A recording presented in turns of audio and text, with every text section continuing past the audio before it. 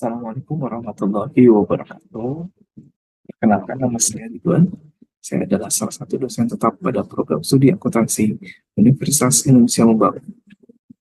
Pada kali ini, saya ingin menjelaskan salah satu mata kuliah yang saya ampu, yaitu akuntansi biaya, di mana mata kuliah ini berbobot 3 SKS.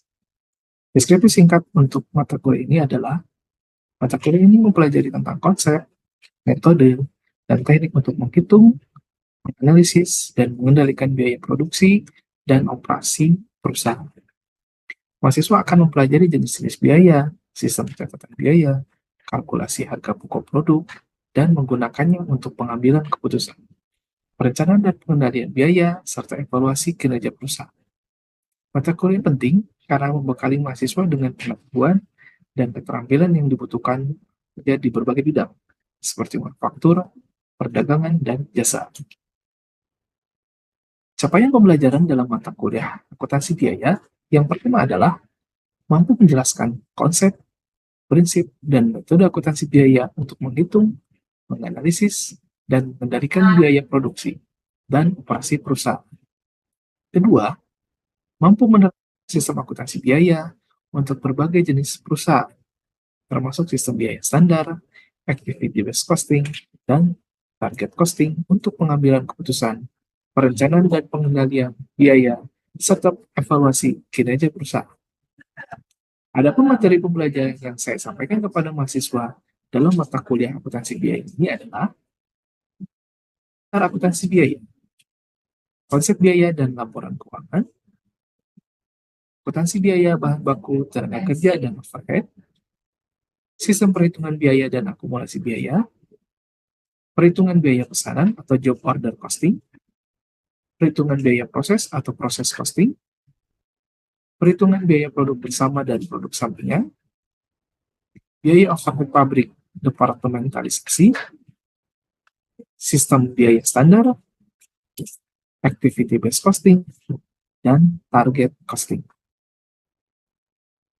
Teknik pengajaran yang saya sampaikan kepada mahasiswa yaitu menggunakan teknik DIA, yaitu Delivery, Interaction, and Assessment. Teknik delivery atau penyampaian pengajaran ini adalah bagaimana saya menyampaikan perkuliahan kepada mahasiswa. Sebelum memulai perkuliahan, mahasiswa wajib untuk mengakses modul dan materi yang sudah diupload sebelumnya pada Learning Management System Universitas Indonesia Membangun, yaitu pada sistem e-learning, dengan menggunakan metode pembelajaran dengan sistem blended learning, yaitu pada metode pembelajaran sistem daring sekaligus tatap muka melalui Zoom meeting.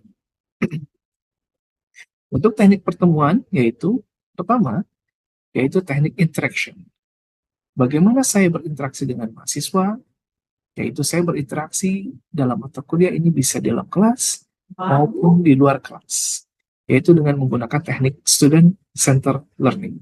Jadi, mahasiswa di sini harus berpartisipasi aktif dalam proses pembelajaran.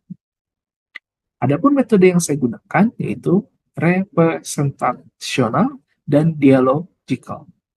Untuk teknik representasional yaitu interaksi dengan media. Mahasiswa berinteraksi dari berbagai sumber, satu-satunya adalah searching menggunakan internet. Kemudian dialog dengan mahasiswa juga berinteraksi ketika perkuliahan. Salah satunya adalah dengan berkonsultasi dengan dosen yang melakukan bimbingan tentang materi yang sedang atau mereka kerjakan. Kemudian dibahas untuk kemudian ya dengan penggunaan teknologi yang digunakan untuk meningkatkan interaksi dengan mahasiswa. Ya, bisa juga menggunakan learning management system atau e-learning tadi. Ya, bisa diakses melalui website yaitu e-learning.inaba.ac.id. Kemudian yang kedua adalah melalui WhatsApp group. Ya, WhatsApp group ini jadi setiap perkuliahan ada komunikasi antara mahasiswa dengan dosen ya, di dalam grup tersebut, di mana mereka bisa melakukan diskusi ya di luar jam perkuliahan, kemudian juga bisa bertanya apabila ada materi yang tidak jelas. Kemudian untuk teknik pengajaran yang ketiga yaitu adalah assessment. bagaimana cara saya menilai mahasiswa secara objektif sesuai dengan kesepakatan pada saat di awal perkuliahan. Asesmen ini terbagi menjadi 3 bagian. Asesmen yang pertama yaitu berupa tugas. Tugas ini diberikan kepada mahasiswa pada pertemuan ke-6 dan pada pertemuan ke-14. Pengumpulan jawaban dilakukan selama 2 minggu dan mereka harus mengunggah atau mengsubmit ke dalam LMS tadi, atau Learning Management System dari Universitas Indonesia Membangun. Kemudian yang kedua adalah kuis. Kuis ini dikerjakan setiap pertemuan dengan jangka waktu pengerjaan selama 1 minggu dengan bentuk soal pilihan ganda atau multiple choice dan diberikan kesempatan sebanyak 2 kali pengerjaan. Kuis ini pun dikerjakan di dalam Learning Management System yang bertujuan untuk menguji wawasan mahasiswa untuk mengenal apakah materi pembelajarannya sudah dikuasai atau tidak. Asesmen yang ketiga adalah sikap dan partisipasi kelas. Aspek sikap ini akan dinilai pada saat pembelajaran ataupun di luar pembelajaran. Pada saat jam pembelajaran, saya akan menilai bagaimana mahasiswa dari keaktifan mereka. Salah satunya adalah dari misalnya bertanya, memberikan diskusi, ya, atau dan lain sebagainya. Kemudian dari hasil diskusi tersebut atau pertanyaan-pertanyaan yang diajukan, apakah mereka bisa menjawab atau mereka mengeluarkan pendapat. Dari jawaban dan pendapat yang diutarakan, saya akan memberikan poin. Poin itu akan dikumpulkan sampai dengan akhir perkuliahan. Poin-poin tersebut akan diakumulasikan untuk kemudian menambah nilai akhir mahasiswa pada saat akhir perkuliahan. Sedangkan pada saat di luar jam pembelajaran, poin tersebut juga bisa didapatkan dengan diskusi atau pertanyaan seputar mata kuliah melalui WhatsApp group atau WhatsApp secara langsung. Aspek penilaian tugas, kuis, sikap, dan partisipasi kelas ini saya beri bobot nilai 40%. Selanjutnya, asesmen yang berikutnya adalah dengan melakukan UTS dan UAS. Nah, UTS UAS ini akan dikerjakan oleh mahasiswa pada pertemuan ke-8 dan pertemuan ke-16.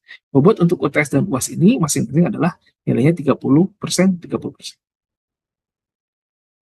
Selanjutnya saya akan menampilkan bagaimana cara saya berinteraksi dengan mahasiswa atau memberikan materi pembelajaran ketika perkuliahan kepada mahasiswa dalam video berikut. Coba saya mau tanya lebih lanjut ya. Ini sebelum ke sini nih, soalnya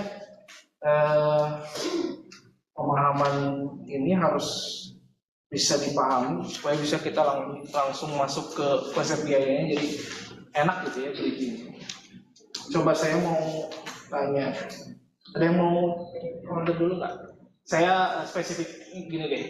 Tadi disebutin untuk perencanaan gitu ya, untuk efisiensi, terus supaya tujuan perusahaan tercapai. Nah sekarang pertanyaannya, laporan keuangan yang biasa dibuat oleh akuntan itu di perusahaan itu kira apa sih? Laporan apa? Secara umum? Barugi, terus sebutin dulu tuh namanya siapa? Ini biar saya catat. Namanya siapa? Koirus Rahma. Oke. Ada berapa? Ada berapa dulu yang kamu tahu? Ada 5. Terus aja boleh disebutin. Pertama laba rugi, yang kedua perubahan modal, yang ketiga posisi keuangan, laporan posisi keuangan, yang keempat laporan arus kas, yang kelima catatan atas laporan keuangan. Jadi ada 5 ya. Ada 5. Biar lebih jelas ya, saya ulangi. Jadi ada laporan posisi keuangan atau bahasa zaman dulunya sebutnya neraca. Oke, kalau sekarang itu sebutnya laporan posisi keuangan. Kemudian yang kedua ada laporan laba rugi. Sebenarnya sih bisa juga dibalik. Laporan laba rugi baru laporan posisi keuangan. Kemudian laporan perubahan modal, ya. Kemudian laporan arus kas. Terakhir itu adalah catatan atas laporan atau CALK. Itu yang biasanya umum, ya kan, dibuat oleh seorang akuntan. Nah, kemudian akuntansi biaya ini sebenarnya sama bikin laporan juga. Tapi apa yang membedakan antara laporan di dalam akuntansi biaya dengan laporan di keuangan secara umum? Bedanya apa? So, siapa ini dulu di depan? Adi ya?